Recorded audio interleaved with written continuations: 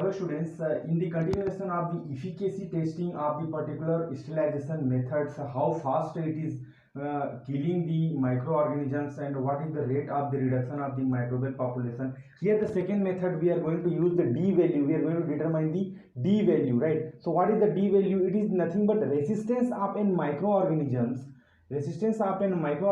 to sterilizing agent can be described by D value, right? How much the microbes, the particular microbes, it can resist for the particular agent. It may be chemical or it may be radiation, right? So that we are going to present by the D value, this curve, this graph. By this graph we are presenting what is the basically D value. It is nothing but the time required to reduce the microbial population by 1 decimal point, right? So here you can see in this axis time at constant temperature. Any temperature if you are taking the temperature it is going to be the similar, right? So how much time it is taking 1 decimal point from 10 to 20, right? So here this is the number of survivors. Here we are representing 10 to the power 6, 10 to the power 5, 10 to the power 4 in this way, right? So from here one logarithmic, right? 10 to the power 3 it is 20 and 10 to the power 2 it is 10. So from 10 to 20,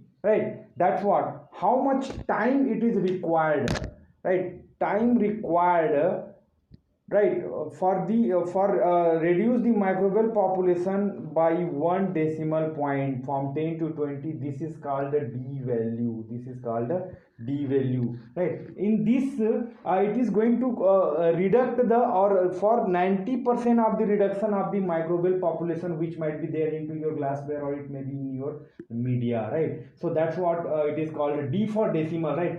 10 decimal or 1 decimal point, how much time it is required, right? That's what time we are presenting here, right? So that will be considered as a D value. So what are the factors may affect this particular D value? Formulation component, whatever the formulation you are sterilizing, what are the component into that, right? What is the characteristic, what is the feature of the property of that component, then surface, which surface you are exposing this particular sterilizing as the material, that will also affect the type of microorganism, what kind of microorganism it is there into your object, then how much temperature, what is the dose, what is the concentration of the chemical agent which you are using for the sterilization of the particular formulation. So these things may change the value of D, right? So that's what it is the one of the main tool to determine the efficacy of the particular microorganism.